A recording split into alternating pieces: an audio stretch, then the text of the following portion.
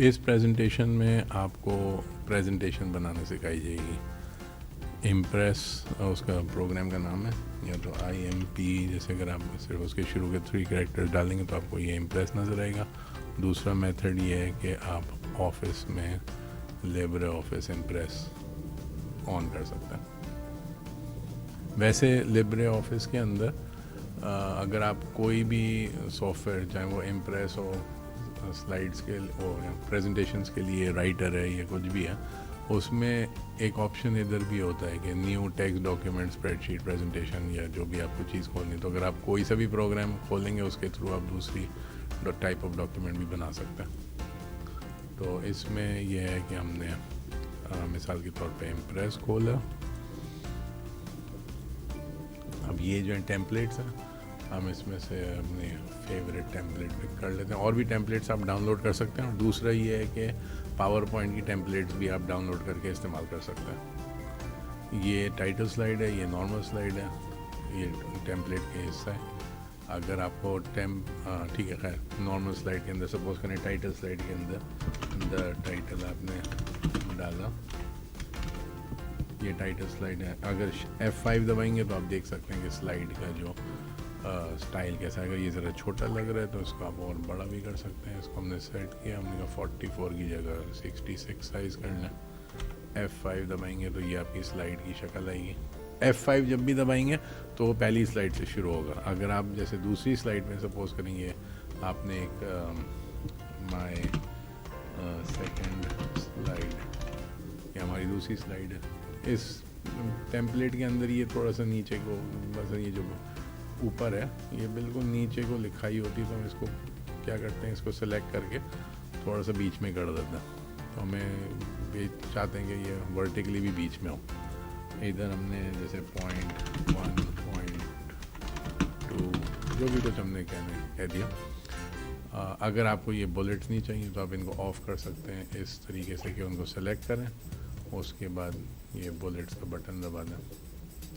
ठीक है, अब ये सेकंड स्लाइड है। अगर हमें डायरेक्टली अगर जैसे हम F5 दबाएंगे तो वो पहली स्लाइड से शुरू होगा। और अगर सपोज करें हमारे 20-30 स्लाइडें बन चुकी हैं और हमें सिर्फ ये देखना है कि इस स्लाइड की फाइनल फुल स्क्रीन शक्ल क्या है, तो आप शिफ्ट F5 दबाएंगे, शिफ्ट F5। ओके, तो वो उस वाली स्लाइड से प्रेजेंटेशन शुरू करेगा जिस स्लाइड पे आप मौजूद हैं। ये प्रेजेंटेशन देने के टाइम पे भी होता है। मिसाल के तौर पे आपके पास 100 स्लाइडों की प्रेजेंटेशन है और आप स्लाइड नंबर 65 पे हैं, तो आप स्लाइड नंबर 65 से अगर शुरू करना चाह रहे हैं तो F5 के बजाय शिफ्ट F5 दबाएं और वो इधर है। ये देखें, start from first slide F5 shortcut है और start from current slide shift F5 है।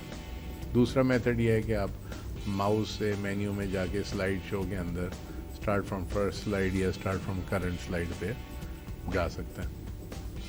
ओके, तो ये हो गया था। हाँ, अब इसमें अगर आपको जैसे एक स्लाइड से दूसरी स्लाइड में ये भाई इसके ऊपर जैसे स्लाइड ट्रांजिशन का मतलब होता है एक स्लाइड से दूसरी स्लाइड पे आप कैसे जाते हैं। हम लोग ये कर सकते हैं कि ऑटोमेटिकली आफ्टर सपोज करें 5 सेकेंड्स, एक तो ये है कि ऑटोमेटिक या माउस क्लिक के ऊपर। तो माउस क्लिक के ऊपर अगर करेंगे तो जब आप माउस को क्लिक करेंगे तो अगली स्लाइड पे जाएगा। और स्लाइड ट्रांजिशन में हमने ये सेलेक्ट किया फाइंड डिज़ोल्व। ठीक है, अब ये फाइंड डिज़ोल्व जो है इसका मतलब है फाइंड डिज़ोल्व, तो मसलन बारीक किस्म का एक स्लाइड दूसरी स्लाइड में कन्वर्ट हो जाएगी। तो इसका एग्जांपल हम अगर ये बटन इस्तेमाल करते हैं अप्लाई ट्रांजिशन, सारी स्लाइड हमारे पास 2 ही स्लाइड हैं, तो इस स्लाइड से दूसरी स्लाइड पे जाने के लिए जैसे हमने F5 दबाया तो शुरू में ये आएगा, जो पहली स्लाइड है वो भी फाइंड डिज़ोल्व से ऑन होगी। उसके बाद जब हम माउस क्लिक करेंगे तो फिर दूसरी स्लाइड जो है वो डिज़ोल्व होके नज़र आएगी। फिर अगर हम क्लिक करेंगे तो प्रेजेंटेशन की आखिरी स्लाइड की तो वो आएगा, क्लिक एग्जिट प्रेजेंटेशन हो गई। ठीक है,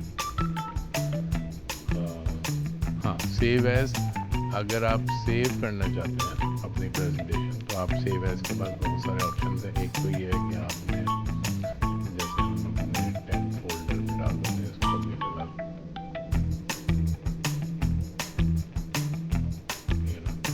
फाइल का नाम आप कुछ भी दे सकते हैं। ठीक है। अब वो तो फाइल का नाम हो गया, तो ये सेव करता है ODP, open document presentation format में। अगर आपको किसी और को भेजनी है, जैसे PDF है, तो आप ये PDF का बटन दबा देंगे। तो PDF का बटन दबाएंगे तो जिस डायरेक्टरी में आपने सेव किया उसी में आप ये देखें कि टेम्प फोल्डर में एक तो ये फाइल थी, ये हमारी प्रेजेंटेशन डॉक्यूमेंट है, और अगर हमने PDF का बटन दबाया तो ये PDF फाइल आ जाती है। इसको अगर हम डबल क्लिक करेंगे तो ये PDF के व्यूअर के अंदर आपको PDF फाइल नज़र आ रही है, ठीक है। एक तो PDF है, उसके अलावा हम फाइल सेव एज हम ये कर सकते हैं कि PPT, PPTX और PPT फॉर्मेट। PPT उससे भी पुराना MS ऑफिस का फॉर्मेट है। PPTX अगर आपको किसी ऐसे यूज़र को भेजना है जिनके पास लिब्रे ऑफिस नहीं है और वो फजूल खर्चा कर रहे हैं MS ऑफिस के ऊपर, तो उनको आप PPT या PPTX में सेव करके भेज सकते हैं। फिर ये कंफर्म करेगा कि वाकई में आपको इसमें सेव करना है अपना। हाँ जी, पावर पॉइंट, हाँ इसमें पॉइंट ये है कि पावर पॉइंट PPT भी कर सकते हैं, और ये है पावर पॉइंट 1997 से लेकर 2003 वर्जन का। हो सकता है कुछ सॉफ्टवेयर जो PPT में नहीं सेव करें और सिर्फ PPTX बनाएं जो नए वाले होते हैं, लेकिन ये जो है वो पुराने वाले में भी सेव कर सकता है। और रीडिंग इनकी ज़्यादा बेहतर है दूसरों से, इसलिए कि ये रिवर्स इंजीनियर्ड सिस्टम है, ये फिर से बनाए गए हैं। तो अब आप ये देखेंगे PPT फाइल भी है, PPT। उसके अलावा आप वेब पेज भी के फॉर्मेट में बना सकते हैं। अगर हम ये कहें कि सेव एज और हम कहते हैं वेब पेज के फॉर्मेट में सेव कर दें, तो ये आएगा आपका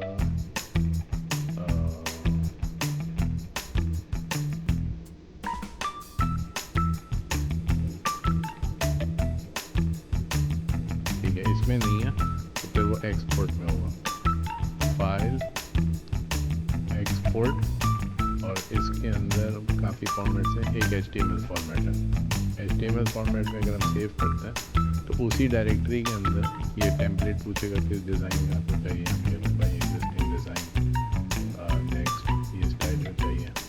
अभी हमें ऐसी सेलेक्ट करने को ख़ास वो जो डिफ़ॉल्ट सेटिंग्स है वो इस्तेमाल करना है, और या अगर करना है तो हमें नेक्स्ट करने की ज़रूरत नहीं, हम डायरेक्ट क्रिएट पर जा सकते हैं। अब क्रिएट से होगा ये है कि हम हमारे जो टेम्प फोल्डर है उसके अंदर, ये तो हमारी फ़ाइल थी ODP ओपन डॉक्यूमेंट प्रेजेंटेशन, फिर हमने PDF फाइल बनाई थी, फिर PPT बनाई थी, लेकिन आपको ये बहुत सारी फ़ाइलें नज़र आएंगी।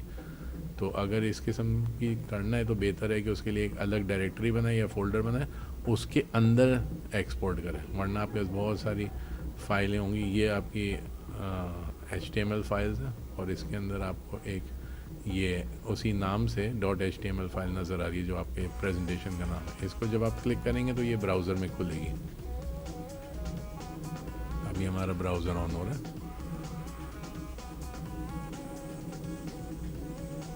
ठीक है। अब ये फ़ाइल जो है वो ब्राउज़र में खोली जा रही है। जो मेन फ़ाइल है उसकी शक्ल इस तरीके की होती है, इसमें आप डायरेक्ट स्लाइडों की तस्वीरें होती हैं, उसके आप डायरेक्ट स्लाइड पे क्लिक करेंगे तो उसकी फ़ाइल होगी। उसके अलावा जैसे ये स्लाइड 1 है तो ये आ रहा है img1.html, उसके अंदर डिफरेंट ये इमेजेस हैं जो कि बटन्स के लिए हैं कि पिछली स्लाइड या नेक्स्ट स्लाइड, होम स्लाइड का मतलब पहली वाली स्लाइड, और क्लिक हेयर टू स्टार्ट में पहली स्लाइड पे ले जाएगा।